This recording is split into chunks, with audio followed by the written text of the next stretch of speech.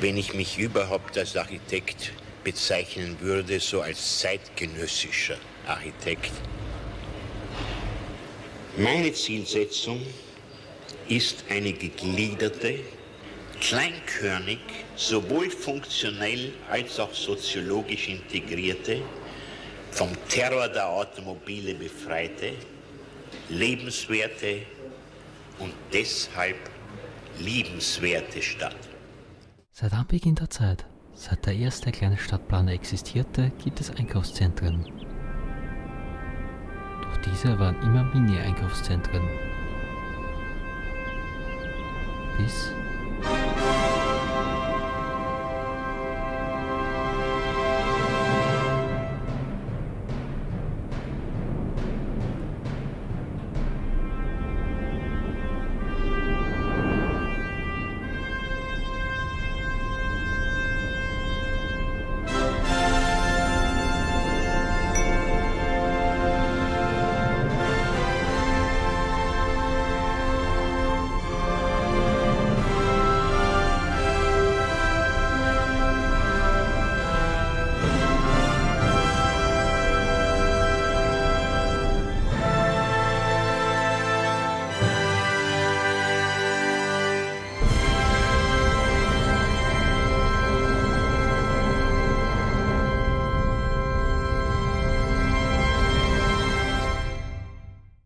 Bevor ich hier groß in seine Lebensgeschichte einsteige, möchte ich nur kurz erwähnen, dass der größte Teil aus der Diplomarbeit dem Wiener seine Stadt zurückgeben von Frau Magister Barbara Mautner stammt, da sie dort nicht nur einen guten Überblick über sein Leben, sondern auch seine Philosophie und zusätzlichen Kontext gibt.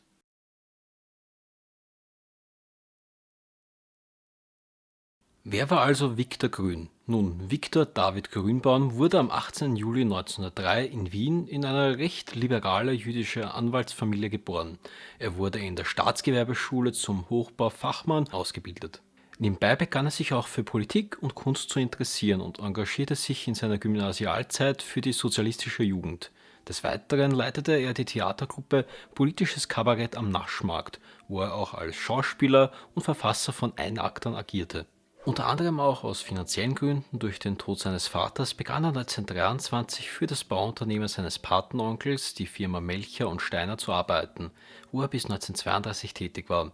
Dort war er unter anderem auch an Projekten im Zusammenhang mit dem kommunalen Wohnbau der sozialdemokratischen Wiener Stadtregierung beteiligt.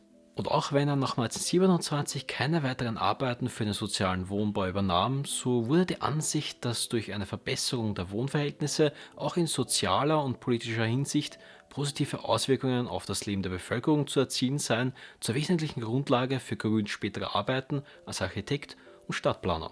Um 1928 legte er letztendlich auch noch die Baumeisterprüfung ab. Nachdem er die Baufirma seines Patenonkels verließ, öffnete er sein erstes Architekturbüro. Diese spezialisierte sich vor allem auf Geschäfte und Wohnungen, wie zum Beispiel die Umgestaltung der Parfümerie des an der Wiener Ringstraße gelegenen Hotels Bristol. Durch eine neuartige Fassadengestaltung gelang es ihm, den öffentlichen Raum besser zu integrieren. Dieses Konzept der Verbindung zwischen dem öffentlichen Raum der Straße und dem Geschäftsraum führte er in den nächsten Jahren auch weiter fort, unter anderem das Herrenmodegeschäft Deutsch. Nach dem Anschluss Österreichs im Jahr 1938 wurde seine Firma allerdings von einem NS-Parteimitglied übernommen und er selbst kurzfristig verhaftet. Deswegen und weil ein gescheiterter Künstler aus dem Innviertel geil auf Völkermord war, entschloss er sich im selben Jahr zusammen mit seiner ersten Frau zu fliehen. Über zahlreiche Umwege schafften sie es letztendlich nach New York mit, wie er später schrieb, einem Architekturabschluss, $8 und 0 Englisch.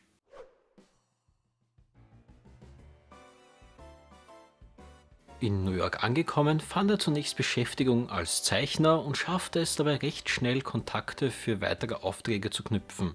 Vorteilhaft war für ihn allerdings auch, dass New York in den Jahren 1939 und 1940 die Weltausstellung veranstaltete, wodurch er und alle anderen Besucher neue Technologien, Kunstformen und die Vision einer Stadt der Zukunft betrachten konnten. Grün selbst war dabei auch an Projekten im Zusammenhang mit der Ausstellung beteiligt. In dieser Zeit fallen auch Aufträge für die Ausstattung und Ausgestaltung von Geschäftslokalen in der Fifth Avenue, wie zum Beispiel die amerikanische Niederlassung der österreichischen Firma Lederer oder das Schmuckgeschäft Zero. Wie auch bereits in Wien verwendete er hier das Konzept der Arkade mit integrierten Vitrinen. Dadurch wurde ein Raum erschaffen, der zum Verweilen einlädt und die Fassadenfläche vergrößert. Mit Elsie Grumbeck, die er 1942 auch heiratete, gründete er im November 1939 die Firma Grünbaum Grumbeck Designers, die sich auf die Ausgestaltung von Boutiquen und Warenhäusern spezialisierte, wobei Grün bereits hier die Auffassung vom Einkauf als soziale Komponente vertrat. 1940 wurden sie erstmals mit der Gestaltung einer Filiale der Ladenkette Graysons in Seattle beauftragt, welche sowohl Luxuswaren als auch Waren für die Mittelschicht verkauften.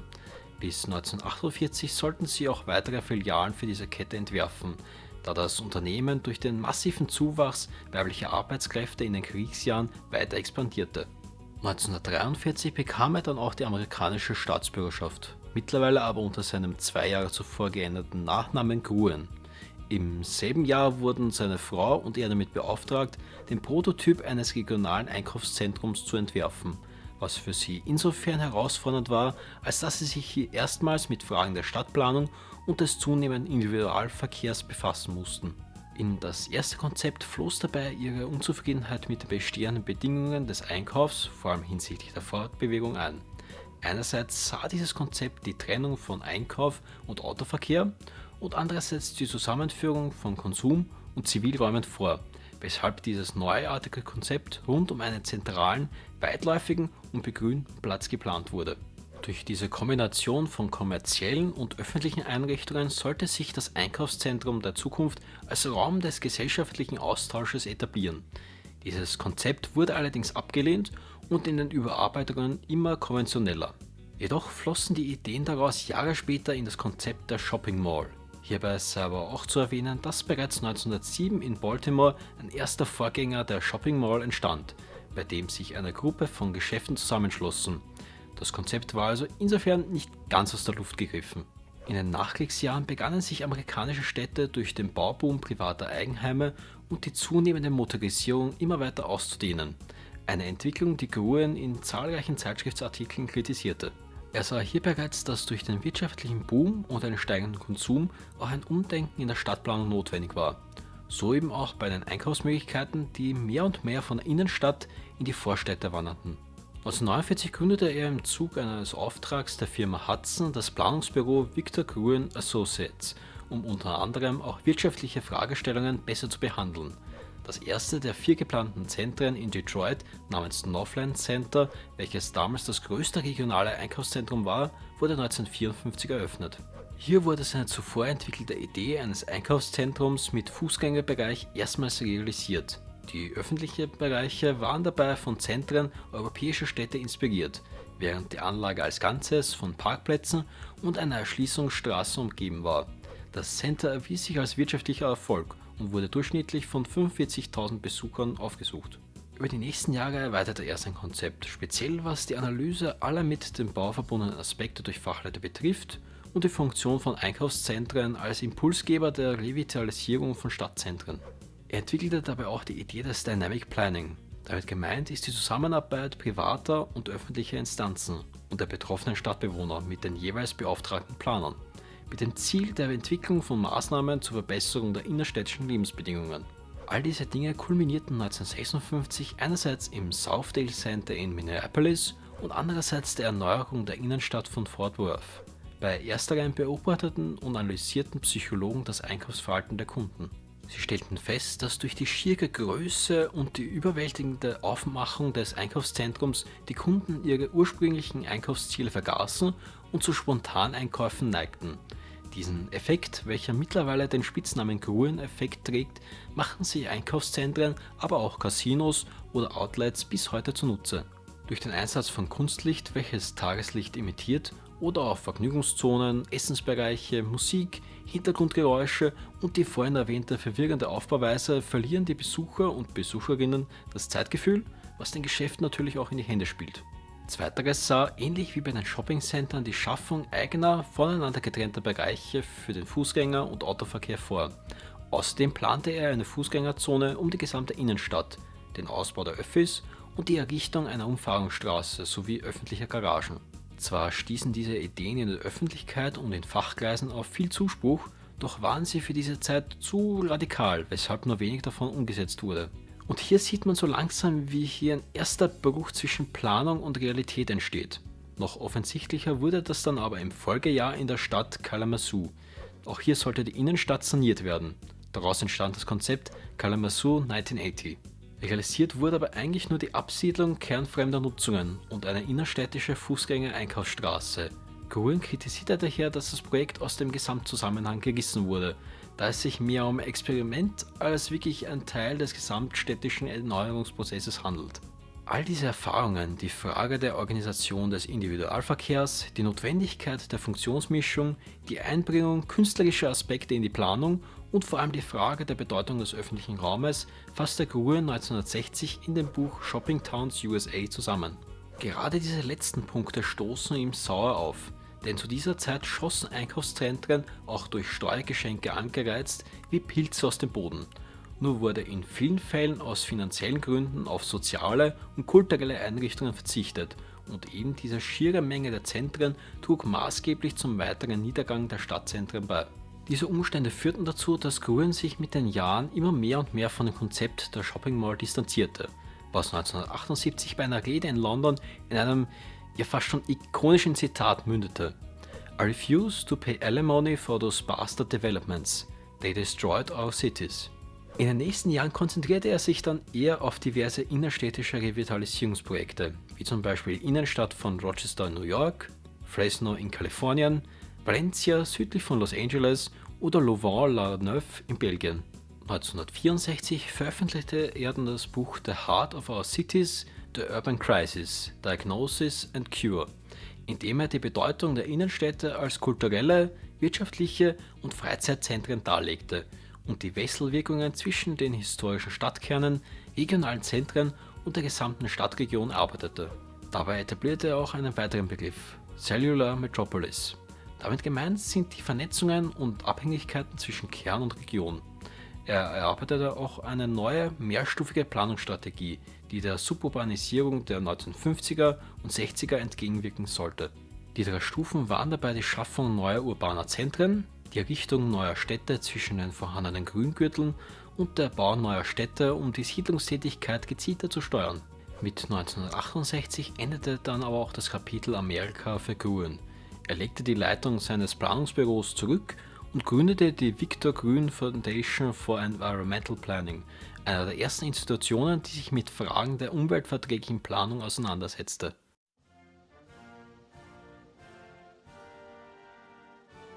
Und an diesem Punkt in seinem Leben pausieren wir mal kurz, denn nun gilt es, seinen Einfluss auf die Entwicklung der amerikanischen Gesellschaft und Infrastruktur genauer zu betrachten. Denn gerade wenn es um Stadtplanung und Großprojekte geht, sind die Auswirkungen von Entscheidungen erst Jahre später ersichtlich. Um die Situation vor Ort etwas besser zu begreifen, habe ich auch tatsächlich einen Interviewpartner aus den Staaten befragt.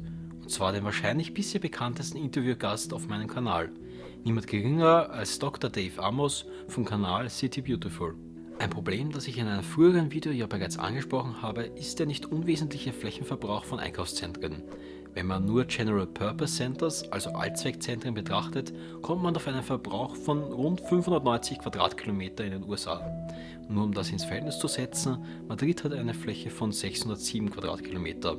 Dieser Verbrauch hat allerdings auch eher einen wirtschaftlichen Hintergrund. And the way things work here in the United States is that the local governments get their revenue from property taxes, but also sales taxes. So local governments want there to be shopping malls in their city because, like I said, they're so good at producing sales, and the government gets a percentage of every sale.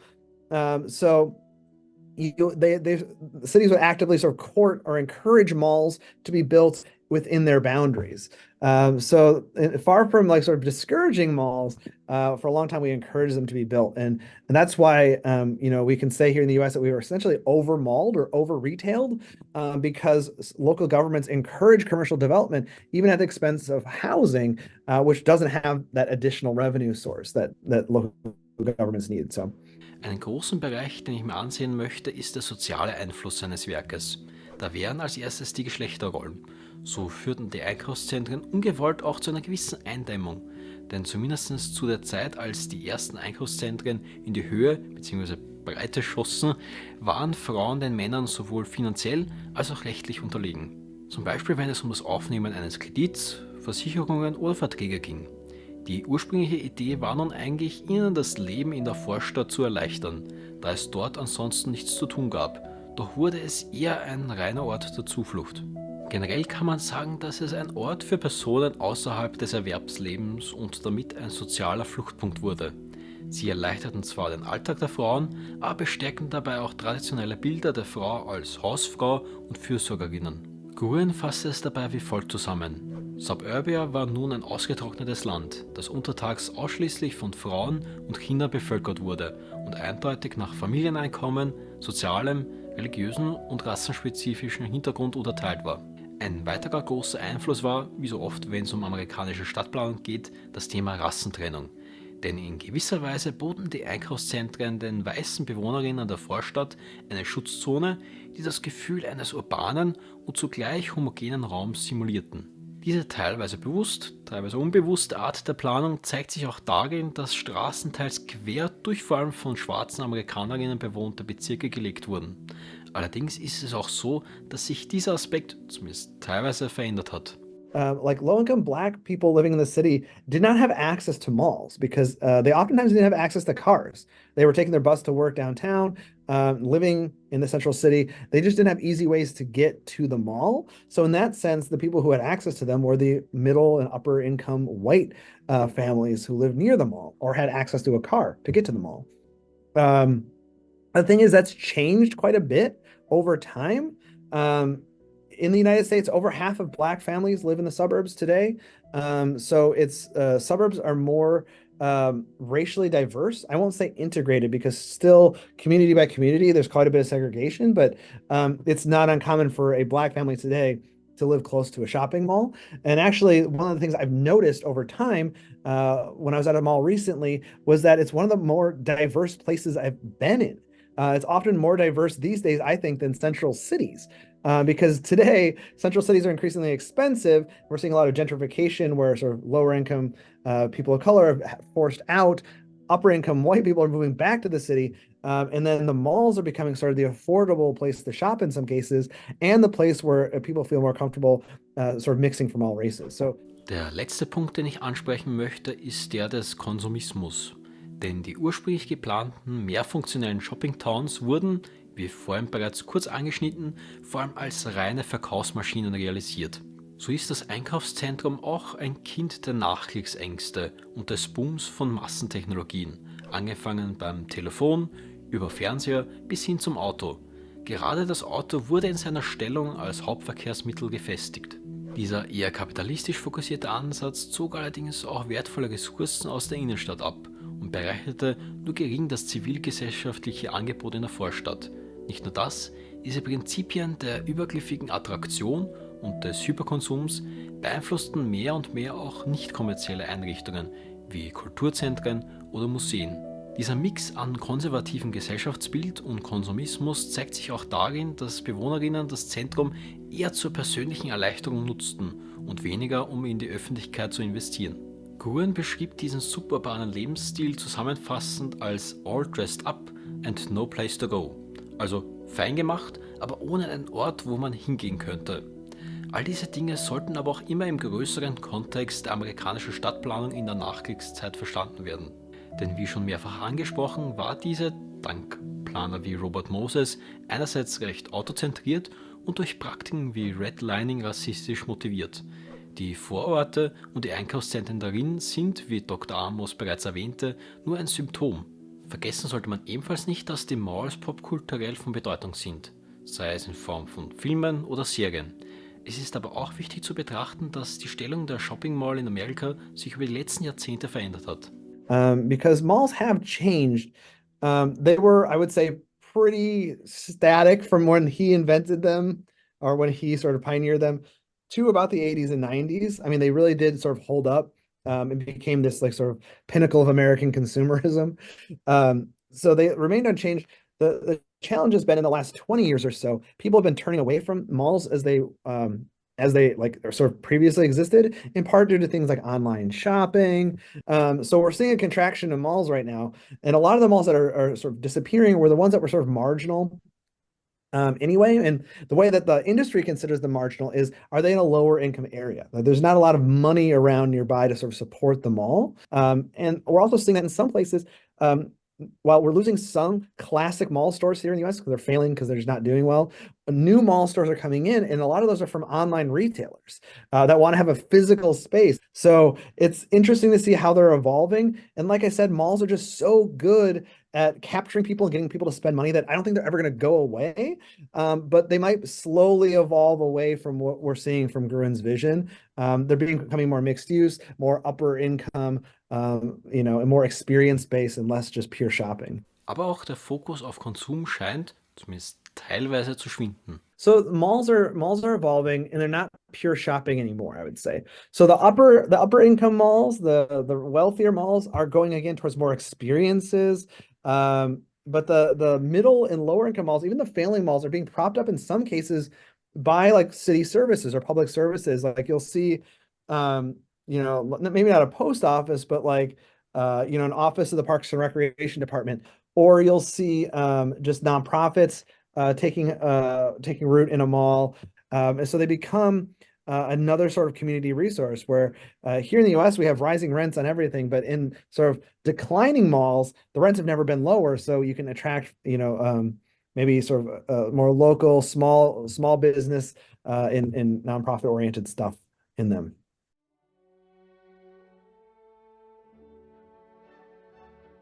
Soviel also zum Kapitel Amerika. Nun kommen wir wieder zurück zu seiner Rückkehr nach Österreich im Jahr 1967. Neben seiner Tätigkeit als Berater für die Wiener Stadtplanung und der Eröffnung seines Büros Victor Gruen International war er auch für andere Stadtverwaltungen, wie zum Beispiel die in Paris, als Berater tätig. Seine Tätigkeit reichte zwar nur von 1969 bis 1971, doch selbst in dieser kurzen Zeit war er an zahlreichen Projekten beteiligt. Bevor wir dazu kommen, müssen wir Gruens Arbeit aber auch im erweiterten Kontext der Wiener Stadtplanung setzen. Vor allem 3 Phasen, die des Wiederaufbaus, des Fordismus und des Postfordismus. In die Phase des Wiederaufbaus fiel nicht nur die Wiederherstellung der zerstörten Wohnungen und öffentlichen Gebäude, sondern auch die Sanierung der Infrastruktur. Weiters wurden die dicht verbauten Stadtteile aufgelockert und das Autobahnnetz ausgebaut. Dies führte aber auch dazu, dass Wien sich daraufhin immer weiter ausdehnte. Zentrale Prinzipien blieben dabei aber das soziale Bauen, die Entmischung von Wohn- und Produktionsstätten und die Errichtung von Töchterstädten bzw. neuen Stadtteilen. Dies ging dann über in die Zeit des Fordismus. In dieser Zeit, nach der Unterzeichnung des Staatsvertrags, begann der vor allem durch die fordistische Marktwirtschaft der Massenproduktion angetriebene Wirtschaftsboom. Dies führte einerseits zu mehr Konsum, aber stadtplanungstechnisch auch zu Problemen. Wohnungen und Industriegebiete begannen am Stadtrand zu sprießen, während der Kern vor allem für Büros und Geschäfte genutzt wurde. In Kombination mit dem steigenden Pkw-Bestand entstand dadurch ein zunehmendes Verkehrsproblem. Dies war mit einer Motivation, warum man ab Herbst 1955 mit dem Bau einer U-Bahn und Schnellbahn und diversen anderen Verkehrsmaßnahmen begann. Zu dieser Zeit begann das auch nicht gerade langsame Kreislersterben, bei dem die Zahl der Wiener Betriebe stark zurückging. Mit den 60er Jahren wurden diese Probleme immer deutlicher, weshalb in den 70ern auch ein Umbruch geschah. In dieser Phase des Postfordismus begann man sich auch wieder auf das Prinzip der funktionell durchmischten Stadt und der Stadterneuerung zu besinnen. In diese Phase fällt der massive Ausbau der Öffis, die Internationalisierung Wiens, die Öffnung von Fußgängerzonen, aber auch die steigende Bedeutung einer gesunden Umwelt. Gruen kann man hierbei nun quasi als Akteur des Wandels vom Fordismus zum Postfordismus betrachten. Das mit wohl größte Projekt, an dem er beteiligt war, war wohl das Innenstadtkonzept. Dabei wurde er, respektive sein Büro, damit beauftragt, einen Katalog von Maßnahmen zu entwickeln, die der Erhöhung der Wohnbevölkerung, der Erhaltung des historischen Stadtbildes sowie von Grün- und Erholungsgebieten im Stadtkern, der Förderung des kulturellen Lebens und des Fremdenverkehrs dienen sollte. Ursprünglich war vorgesehen, nur den Hauptkern genau zu betrachten und das erweiterte Kerngebiet nur weniger detailliert mit einzubeziehen. Das war für Grün aber nicht ausreichend, weshalb er die sozialen und wirtschaftlichen Gegebenheiten sowie die Wechselbeziehungen zwischen dem Hauptkern, den Nebenkernen und der städtischen Peripherie auch noch mit einbezog. Gruen stellte dabei fest, dass die Situation in Wien zwar recht günstig, aber dennoch verbesserungswürdig war. So kritisierte er zum Beispiel die Abnahme der Wohnbevölkerung in der Innenstadt aufgrund der Verdrängung der Wohnfunktion aus dem Kerngebiet. Sein Plan, um diese und den anderen vorhin erwähnten Punkten entgegenzusteuern, bestand dabei aus einem Funktionskonzept, einem Gestaltungskonzept und einem Wirtschaftskonzept. Beim Funktionskonzept handelt es sich um ein Verkehrs- und Infrastrukturkonzept, in dem alle grundsätzlichen Fragen der Versorgung und Entsorgung sowie auch die Frage der Erreichbarkeit des Zentrums behandelt wurden. Dabei schlug er die folgenden 4 Maßnahmen vor: die vollkommene Ausschaltung des Durchzugsverkehrs, die Verbesserung des innerstädtischen öffentlichen Verkehrs, die Rationalisierung, also das effizientere Gestalten des Gütertransports in der Innenstadt und die damit verbundene Reduktion des Verkehrsaufkommens und die qualitative Verbesserung des verbleibenden Oberflächenverkehrs durch die Umstellung auf umweltfreundliche Fahrzeuge. Beim Gestaltungskonzept empfahl Gruen verschiedene Künstler und Architekten an den Plänen zu beteiligen. Des Weiteren sollte der öffentliche Raum durch Bäume, Pflanzen und Skulpturen Leben eingehaucht werden und auch Sitzgelegenheiten installiert werden. Außerdem sollten Vordächer, auf Fußgänger zugeschnittene Beleuchtung und Aspekte des Umwelt- und Denkmalschutzes mit einbezogen werden. Das Wirtschaftskonzept als letzter Punkt inkludiert die Absiedlung kernfremder Funktionen, die Bebauung unbebauter Grundstücke, die Vergrößerung der produktiven Geschossfläche sowie die erweiterte Nutzung öffentlicher Flächen. Des Weiteren forderte er auch eine Umweltoase im gesamten Kerngebiet.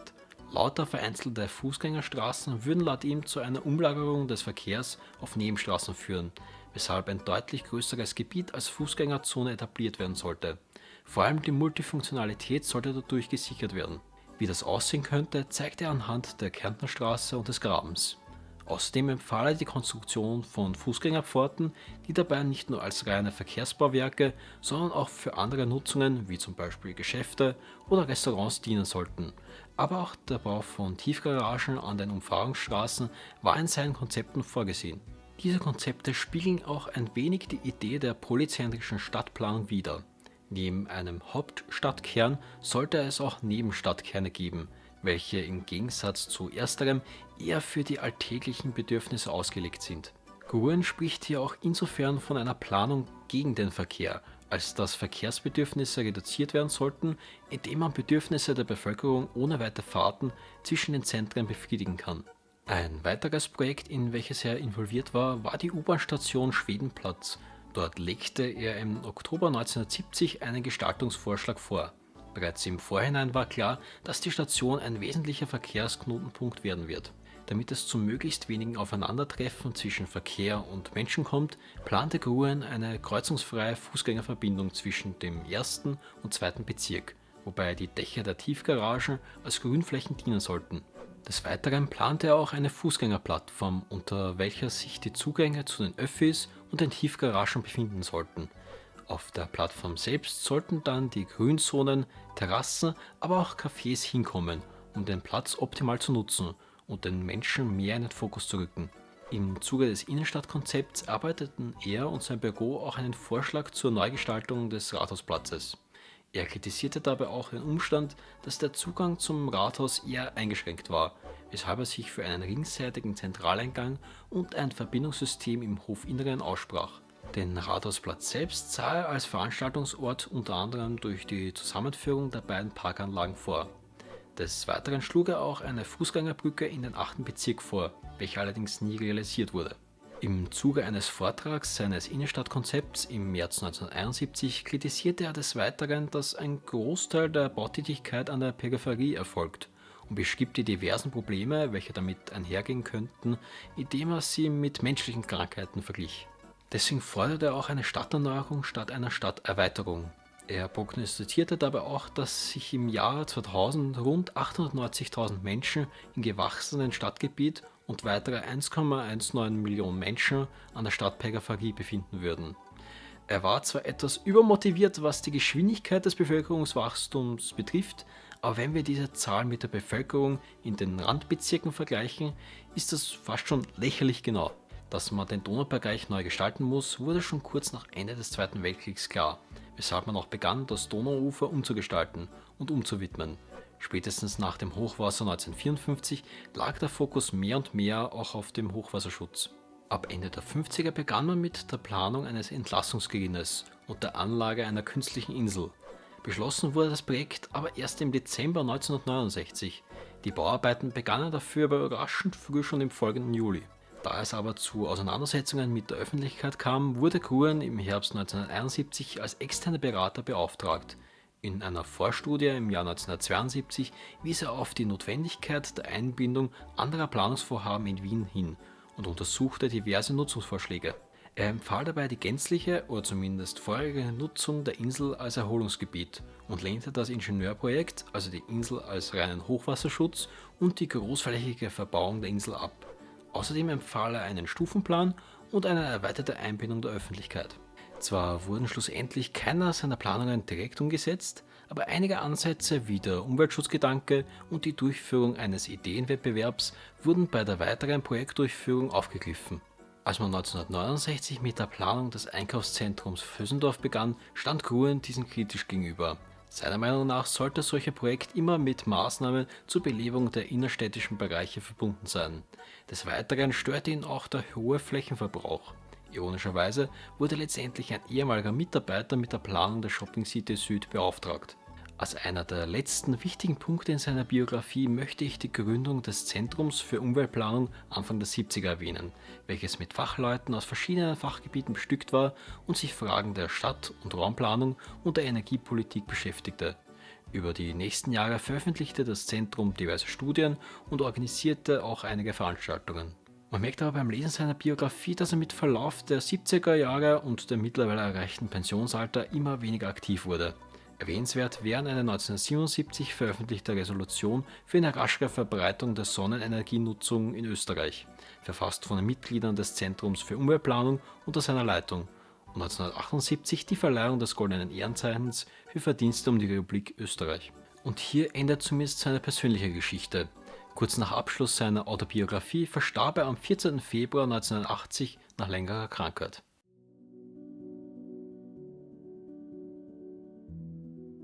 Auch hier möchte ich nun wieder einen Seitenschritt machen und sein Wirken analysieren.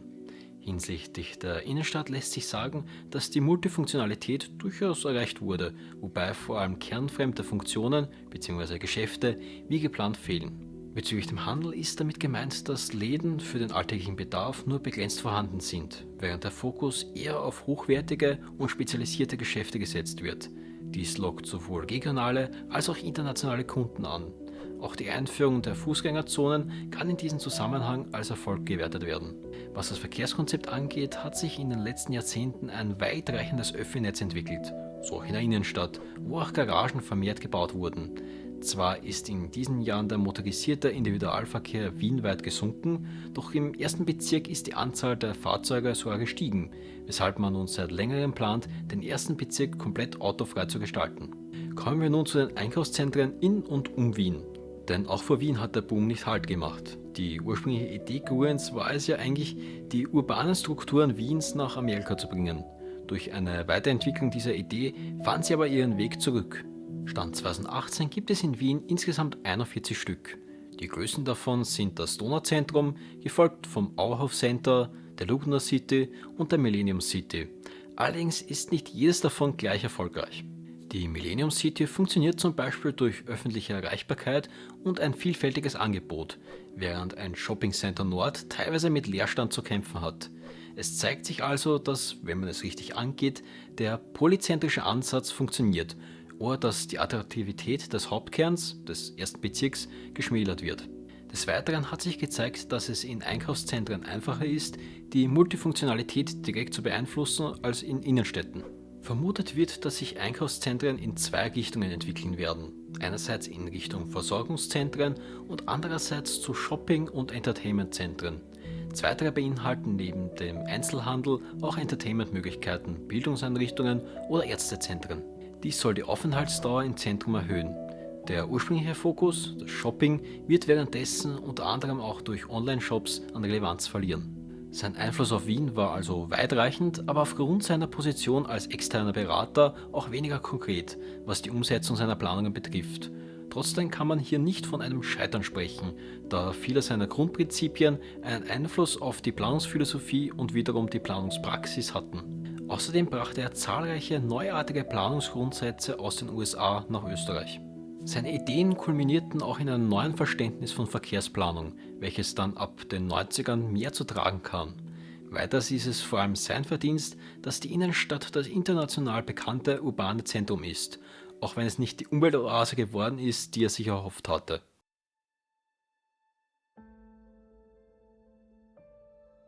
Die Frage, die man sich nun auch noch stellen kann, ist, wie kann man Vor-Ort-Shopping heutzutage neu denken? Nun, ein Konzept, das es bereits seit den 90ern gibt, ist das der Transit-Oriented Developments, kurz TODs. Damit gemeint sind Stadtentwicklungsprojekte, bei denen Wohn-, Einzelhandels-, Gewerbe- und gemeinnützige Projekte mit regelmäßig frequentierten und barrierefreien Schienenverkehrsdiensten verbunden werden, um nachhaltige Entwicklung in Form von verringerter Landnutzung und Verkehrsintegration zu stimulieren. Die Projekte sollten dabei innerhalb eines Radius von 600 bis 800 Meter liegen. Die Studie, auf die ich mich hier beziehe, betrachtet dabei auch, wie, Achtung Zungenbrecher, TOSMDs attraktiv gestaltet werden können. TOSMDs steht dabei für Transit-Oriented Shopping Mall Developments. Die Idee dahinter ist, dass durch den Bau von Einkaufsmöglichkeiten der Bahnhof attraktiver wird, was wiederum die potenzielle Kundenbasis erweitert. Wie so etwas im kleineren und größeren Maßstab aussehen könnte, seht ihr hier. Es sei dabei aber auch zu bedenken, dass das kommerzielle Wachstum aber auch zu einer Reduktion der Wohn- und Industrieareale führen kann. Das umliegende TOD soll dabei Bewohner, Arbeiter und Shopper dazu einladen, das Auto weniger zu nutzen und mehr auf öffentliche Verkehrsmittel umzusteigen. Durch Aktivitätsknoten können auch in überfüllten Arealen Mobilitätsmöglichkeiten geschaffen werden. Weitere Vorteile der TODs sind die Steigerung der Sicherheit für Fußgänger und Öffi-Nutzer und des verfügbaren Einkommens. Weiters wird die Luftverschmutzung verringert und wichtiger nutzbarer Raum erhalten. Wie nun aber das Shopping Center in dieses TOD am besten integriert und zum TOSMD wird, kann man an dem folgenden Modell sehen. Einerseits wären da die externen Faktoren des TOD wie Dichte oder Distanz zu den Öffis und andererseits interne Faktoren des Shopping Centers wie die Produkte, Preise oder das Design.